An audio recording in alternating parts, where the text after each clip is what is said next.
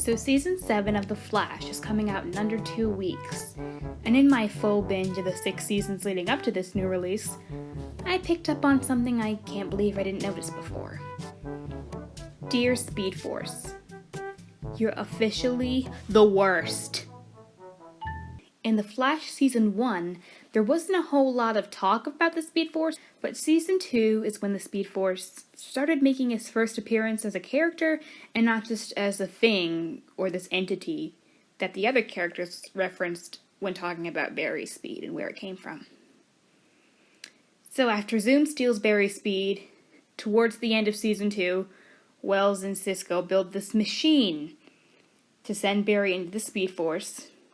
The first thing I noticed when rewatching was how creepy it is that every time Barry tries to do anything at all in the Speed Force, the Speed Force decides to take the form of someone from his life or someone he's lost as a result of him being the Flash, most notably his mother Nora.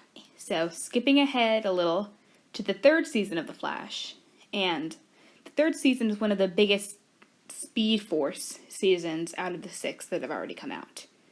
The villain of Season 3 is Savitar, a bitter time remnant of Barry in desperate need of a haircut. His whole shtick is about the Speed Force, the source of his power, how he traps his victims, and how he gets trapped in the future.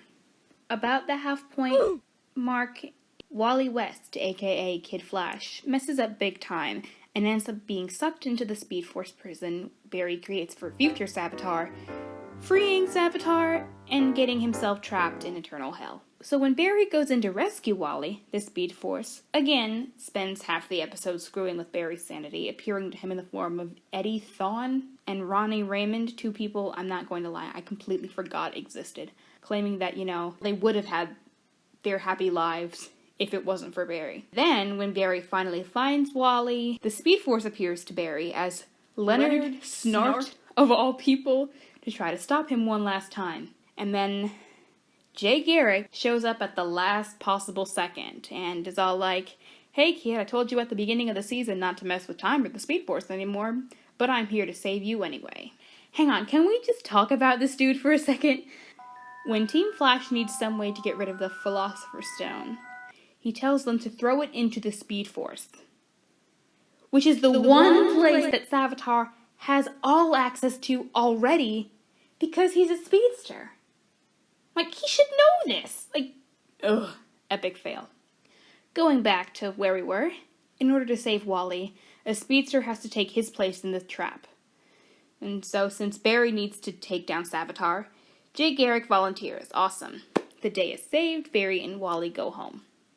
Skipping ahead again to the final fight of Season 3, for some reason, Jay races out of the Speed Force, only to say that he's free now. And then, when all is said and done and Savitar has been defeated and we think the day is saved, the Speed Force demands that a speedster take Savitar's place. But since Savitar is dead, the timeline where Barry builds the trap should erase, but whatever, what do I know? When everyone's all confused and not sure what to do, of course, Jay knows what to do. Send in a speedster.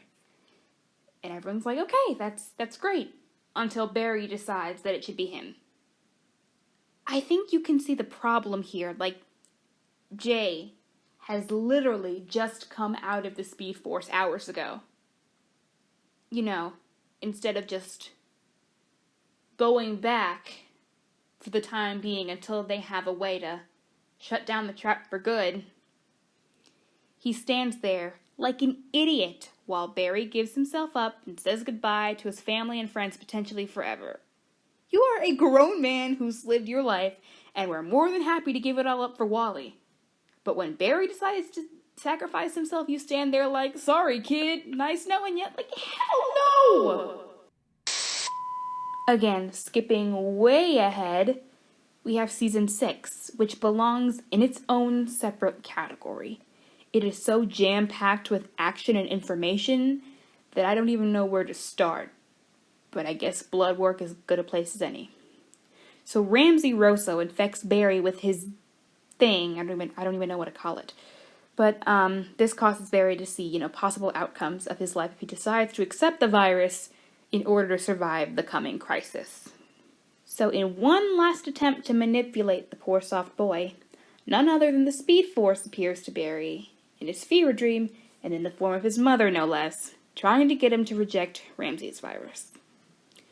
Ramsey was doing the absolute most, especially given the fact that he has absolutely nothing to do with Crisis at all, and of course he was wrong in principle, but Barry has gone through so much crap because of the Speed Force, and I think it was an excellent choice on the writer's part to have him go through this struggle. Barry points out that in order to get him to do what he wants, the Speed Force keeps appearing to him in the form of loved ones he's lost to trigger those feelings, and I agree wholeheartedly.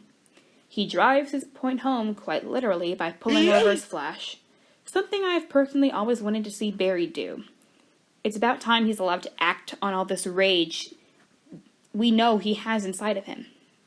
While some people were upset about this, I wasn't. At all.